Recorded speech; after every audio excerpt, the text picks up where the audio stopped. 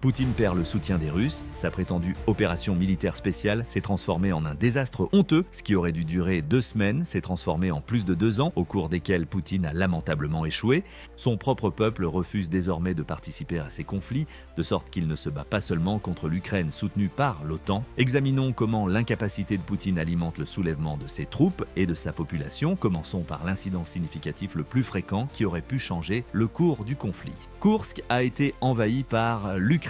L'équilibre précaire entre les deux parties de la guerre a subi un changement radical. Pendant 30 mois, la Russie a été clairement l'agresseur, empiétant de plus en plus sur le territoire ukrainien. Afin de protéger leur territoire et de chasser les Russes, les Ukrainiens ont été dispersés. Même si la première série d'attaques, qui a presque atteint la capitale ukrainienne, Kiev, a finalement été repoussée à la fin de l'année 2022, Poutine a continué à utiliser une rhétorique et des tactiques de guerre. Les objectifs de Poutine avant l'assaut du Koursk étaient clairs.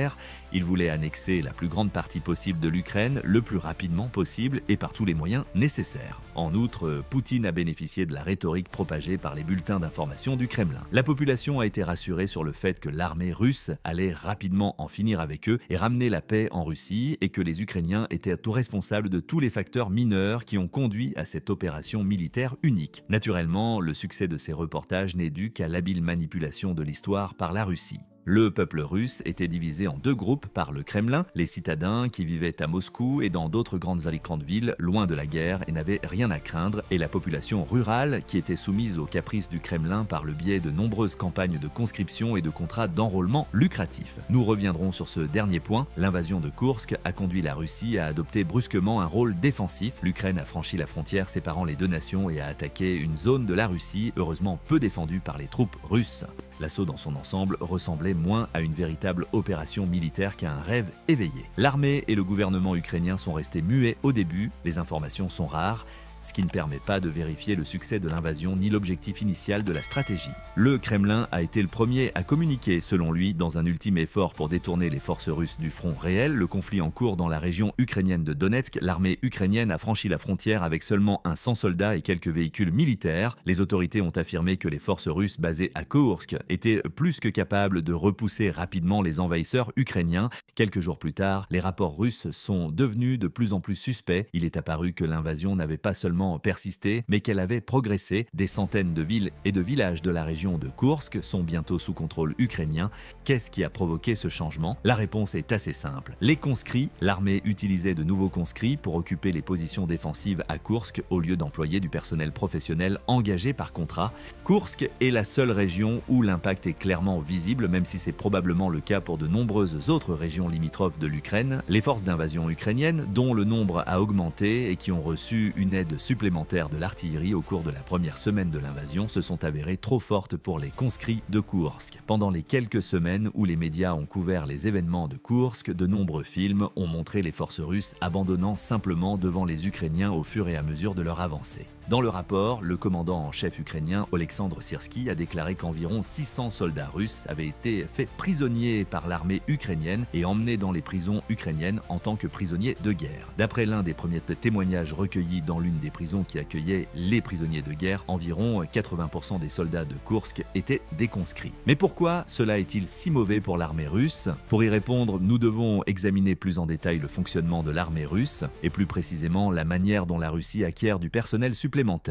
L'armée russe utilise un processus d'enrôlement à 2 niveaux, contrairement aux États-Unis et à de nombreux autres pays où le service militaire est entièrement volontaire. Il y a tout d'abord les kontraktniki, ou soldats sous contrat, qui s'engagent dans l'armée russe avec un contrat de 3 ans, mais qui sont généralement incités à signer plusieurs contrats successifs pour prolonger leur service. La conscription est la deuxième stratégie. Avant la guerre russo-ukrainienne, tous les hommes russes âgés de 18 à 27 ans devaient s'inscrire dans l'armée russe. Tous les 6 mois, un nombre prédéterminé de personnes inscrites dans cette catégorie étaient appelées à servir comme conscrits pendant 1 an. Nous examinerons les raisons de la réduction de la durée du service militaire obligatoire qui était initialement fixée à 2 ans. En raison de leur remplacement constant par de nouvelles recrues, la population des conscrits russes est restée relativement faible, mais le conflit en Ukraine a radicalement changé la donne. L'armée russe aurait recruté environ 130 soldats tous les 6 mois pendant le conflit, en relevant la limite d'âge de la conscription de 27 à 30 ans en juillet 2023. La Russie a été en mesure de recruter des hommes dans un bassin encore plus large pour qu'ils rejoignent l'armée.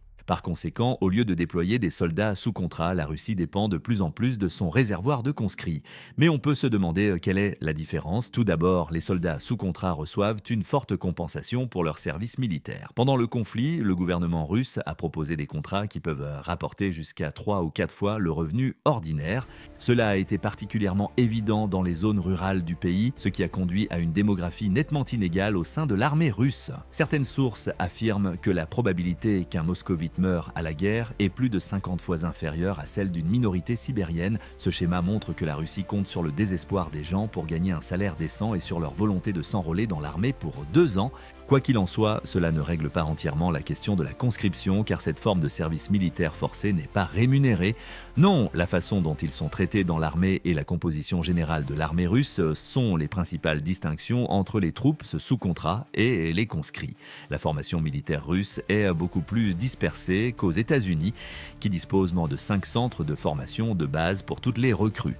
Les unités sont immédiatement affectées aux recrues et il incombe à chacune d'entre elles d'assurer la formation conformément aux critères établis. Il existe cependant une grande différence d'expérience et de formation entre chaque unité, car de nombreux commandants se soustraient au régime de formation qu'ils sont censés appliquer en raison de cette décentralisation. En outre, comme les appelés ne sont censés servir que pendant 1 an, ils ne reçoivent généralement pas le même niveau de formation que les troupes sous contrat. Les conscrits servent généralement dans l'armée, dans des fonctions de soutien telles que la cuisine, le nettoyage et le transport, et ils participent rarement à des simulations de combat. S'ils sont affectés à des escouades, ils s'acquittent généralement de tâches cérémonielles ou d'apparat comme l'entretien du matériel militaire. En conséquence, les conscrits sont perçus comme la dernière option de l'armée et le niveau le plus bas de l'armée, ce qui a conduit à une perception assez négative d'eux dans l'ensemble de l'armée russe. Le fait qu'il soit officiellement interdit à l'armée russe d'envoyer des conscrits dans des opérations à l'étranger ne fait qu'exacerber cette situation. Leur rôle dans l'armée est de protéger la Russie contre les attaques étrangères et non de mener l'attaque, même s'ils sont censés être prêts au combat. Tout cela signifie qu'il était entendu, même au plus fort de la guerre russo-ukrainienne, que les conscrits ne s'approcheraient pas des lignes de front qui sont aujourd'hui situées au plus profond du territoire ukrainien. Mais avec l'invasion de Koursk, tout a changé. Les conscrits, toujours aussi mal préparés et sous-équipés, sont jetés dans le feu de l'action alors que l'Ukraine se transforme brusquement en agresseur sur le territoire russe. Compte tenu de tout ce qui précède, il est facile de comprendre pourquoi Koursk a connu une recrudescence des redditions et pourquoi l'armée russe n'a pas été en mesure d'entreprendre une offensive dans la région. Poutine a les moyens et la motivation d'envoyer des conscrits défendre la Russie maintenant que les vannes du territoire russe sont ouvertes, ce qui est un précédent particulièrement risqué compte tenu de ce qui est arrivé aux conscrits dans les conflits précédents. Il faudra remonter plus loin dans le temps, à l'époque où l'Union soviétique existait encore, pour s'en rendre compte. L'armée russe était l'une des plus grandes armées de conscrits au monde à l'époque soviétique, avec plusieurs millions d'hommes enrôlés. Ces conscrits pouvaient être facilement déployés pour n'importe quel conflit, contrairement à ce qui se passe aujourd'hui. Entre 1979 et 1989, ils ont finalement été envoyés combattre en Afghanistan. Malgré de lourdes pertes, ce conflit, connu sous le nom de Vietnam de l'Union soviétique, s'est avéré être l'une des dernières cartouches pour l'Union soviétique. On estime que l'Union soviétique a perdu 15 hommes au moment où elle s'est retirée d'Afghanistan. La mort de ces soldats, essentiellement des conscrits, a provoqué un vif mécontentement à l'égard du gouvernement soviétique et des institutions publiques, même si ce chiffre n'est pas comparable aux pertes subies dans le cadre du conflit en cours. En raison des changements massifs provoqués par l'effondrement de l'Union soviétique, les troupes qui ont survécu à la bataille ont été rapidement oubliées et ont cherché à poursuivre leur carrière militaire dans d'autres endroits. Lorsque Poutine est entré en fonction, les vétérans afghans ont été accueillis à nouveau au sein de l'armée et ont reçu des récompenses pour leur bravoure et leur service national. Ces mêmes vétérans sont devenus de fervents poutinistes, ce qui a peut-être contribué à préparer l'armée à lancer des actions offensives à l'étranger. Cependant, la vie n'a fait qu'empirer pour le conscrit typique. Le premier conflit tchétchène qui a éclaté au milieu des années 1990 a suivi le conflit en Afghanistan et a coûté la vie à 10 Russes supplémentaires.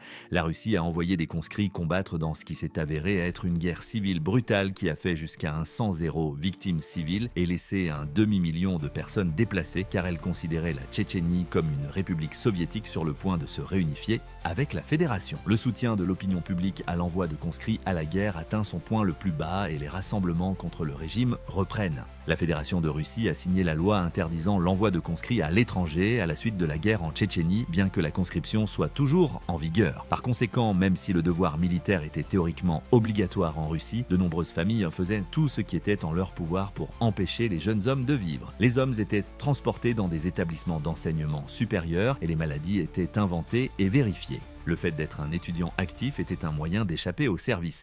Selon l'historien Yann Garner, spécialiste de l'histoire de la guerre en Russie, l'évasion est une forme d'art en Russie. De nombreux Russes ont redoublé d'efforts pour échapper à l'appel sous les drapeaux après que M. Poutine a annoncé la première vague de conscription et que la guerre entre la Russie et l'Ukraine est à passer d'une guerre éclair à une guerre d'attrition. À la fin de l'année 2022, près de 900 personnes avaient quitté le pays. Ces hommes ont emmené toute leur famille et leur vie avec eux afin d'échapper à l'armée russe, même s'ils n'étaient pas tous capables de servir. Maintenant que l'Ukraine est sous le contrôle de la Russie, les conscrits peuvent être déployés sur le front une fois de plus pour combattre une armée bien plus aguerrie et déterminée à gagner. Il n'est donc pas surprenant que les troupes dispersées à l'intérieur de Koursk se soient rapidement rendues aux envahisseurs ukrainiens. Elles n'avaient que peu d'espoir de réussir. En outre, si l'Ukraine choisit d'exercer son avantage, elle pourrait répandre le mécontentement à l'égard des activités de guerre de Poutine parmi les soldats et les civils d'autres régions voisines. Étant donné que l'on estime à 200 le nombre de personnes vivant dans les zones de Koursk occupées par l'Ukraine, l'incursion a également démontré que Poutine ne se soucie pas de savoir si des centaines de personnes doivent être forcées de quitter leur foyer. Malgré tout, la Russie continue de donner la priorité aux soldats sous contrat. Bien qu'ils soient techniquement en mesure de signer un contrat, les conscrits ne peuvent le faire qu'après leur première année de service militaire. Compte tenu de l'ampleur de la guerre russo-ukrainienne, il est donc possible que de nombreux conscrits ne passent même pas le cap de la première année de service. Les soldats sous contrat, qui sont en première ligne, luttant pour sécuriser 1 km de terrain à Donetsk tout en étant bombardés par des munitions fournies par l'OTAN, sont la cible de toutes les promesses de gloire, de bravoure et de compensation financière. Selon la majorité des conscrits interrogés après avoir été emmenés à Kaworsk, ils ne s'attendaient pas à voir de l'action réelle. Pour maintenir leur position, ils ont reçu très peu d'équipement et d'entraînement. Selon plusieurs blogs militaires, les dernières promotions n'ont reçu qu'une semaine d'instruction militaire. C'est loin d'être suffisant pour former quelqu'un à servir dans l'armée et encore moins à combattre en première ligne. La réglementation russe stipule que pour qu'un conscrit soit considéré comme prêt à servir, il doit d'abord suivre une formation de 1 à 2 mois, puis de 3 à 6 mois. Aux États-Unis, la formation avancée dure au moins 22 semaines après le camp d'entraînement initial de 10 semaines. Une semaine ou deux sont insignifiantes par rapport à cela. Conscient de la disparité de traitement entre les conscrits et les kontrachniki, le Kremlin a tenté de dissimuler l'information jusqu'à présent. Les officiers commémoraient la journée officielle des officiers alors que les Ukrainiens déferlaient sur les terres agricoles de Koursk, laissant les conscrits russes se rendre dans leur sillage. Les rapports en provenance de la région de Koursk continuent d'indiquer que la Russie n'a pas réagi militairement de manière appropriée. Selon M. Zelensky, l'Ukraine souhaite maintenir son occupation de la région aussi longtemps que possible, ce qui lui donne un atout supplémentaire dans les négociations. Poutine a tenté et échoué d'ignorer la simple existence de l'invasion de Koursk dans l'intervalle, mais Poutine ne devrait pas se contenter de se préoccuper des conscrits. La compétence du président russe à gouverner la nation a également commencé à être remise en question par certains individus puissants qui sont considérablement plus proches de Moscou. Il s'agit des oligarques de Russie. Ces hommes et ces femmes, mais généralement des hommes, ont fait fortune principalement grâce à l'énorme richesse de la Russie dans le secteur de l'énergie, en particulier dans les secteurs du pétrole et du gaz. Les années 1990 ont vu la transition du socialisme au capitalisme dans ce qui allait devenir la Russie contemporaine et les anciens oligarques se sont enrichis grâce aux changements substantiels apportés à l'industrie par les réformes gouvernementales. Poutine a tenté en vain de remplacer les anciens oligarques qu'il avait critiqués lors de sa prise de pouvoir. Certains ont été emprisonnés, mais les autres ont conclu un accord avec Poutine pour renoncer à une partie de leur richesse et de leur influence tout en continuant à bénéficier des avantages et à rester dans les bonnes grâces du président russe. Toutefois, cet accord n'a été efficace que tant que l'industrie énergétique du pays a continué à se développer. Autant les oligarques avaient besoin de Poutine pour sauver les entreprises en difficulté par l'intermédiaire de la Banque d'État, autant le Kremlin avait besoin des oligarques qui ont noué de solides relations avec les grandes entreprises. Le conflit en Ukraine a complètement changé le cours des choses. Pour compenser les pertes, la Russie a dû se dépêcher de conclure des accords commerciaux avec la Chine et l'Inde après avoir perdu presque du jour au lendemain certains de ses plus grands partenaires économiques. Bien que les accords avec la Chine aient sans aucun doute été beaucoup moins rentables que ceux avec l'Europe, ils ont été essentiellement le seul moyen de maintenir les opérations de la nation pendant le conflit. Les échanges commerciaux avec la Chine ont culminé en 2023 à 240 milliards de dollars et sont actuellement en légère baisse. Les oligarques n'ont rien dit de l'invasion au début du conflit alors qu'on ne savait pas encore combien de temps elle durerait, car ils voulaient voir comment elle affecterait l'économie. Cependant, plusieurs d'entre eux ont décidé de s'opposer publiquement à la guerre dès que les premiers signes de problème sont apparus. Oleg Tinkov est l'un de ces oligarques. En 2022, il a renoncé à sa citoyenneté russe et a traité les supporters russes d'idiots. Tinkov sera probablement le premier des nombreux dominos à s'effondrer autour de Poutine. D'autres oligarques, comme Mikhail Friedman, qui a cofondé la plus grande banque privée de Russie, se sont contentés de se plaindre et d'exprimer une opposition symbolique. Lorsque la guerre entre Israël et le Hamas a éclaté, M. Friedman est retourné en Russie, démontrant ainsi que M. Poutine a encore un certain contrôle sur le comportement des oligarques.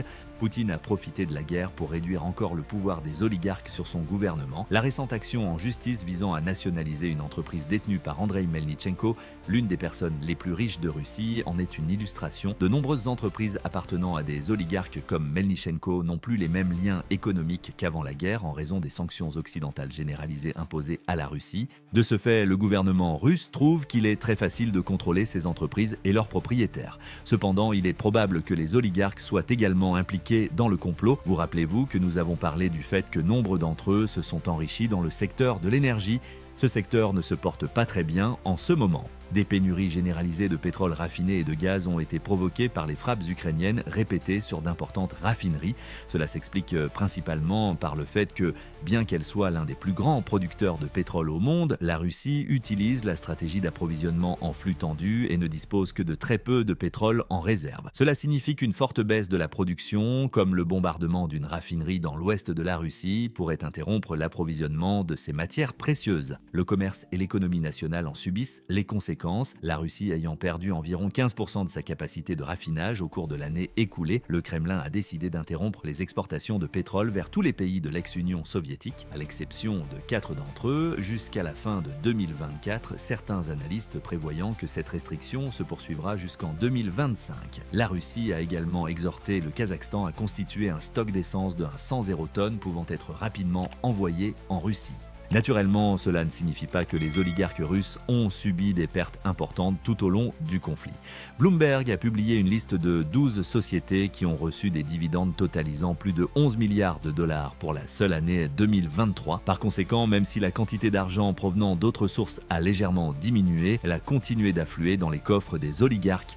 Cependant, les oligarques qui travaillent dans le secteur sont confrontés à un précédent risqué en raison des efforts de Poutine pour démolir certains des plus gros revenus et du fait que les attaques ukrainiennes commencent à affecter directement le commerce du pétrole et du gaz. Les annulations constantes d'accords commerciaux et les interdictions d'exportation entraîneront inévitablement des déficits à long terme car le secteur de l'énergie représente près de 20% du PIB du pays. En outre, la couverture des oligarques sous Poutine est limitée par les sanctions occidentales. Poutine pourrait trouver les anciens oligarques inefficaces pour préserver l'apparence d'un large soutien dans le pays, étant donné que les liens qu'il cultivait ont été coupés par les sanctions. L'Ukraine a commencé à intensifier son offensive, ce qui risque d'irriter encore plus la classe moyenne et les oligarques et d'aggraver la situation pour Poutine. Le 10 septembre 2024, l'Ukraine a lancé son attaque de drones la plus importante et la plus ambitieuse à ce jour.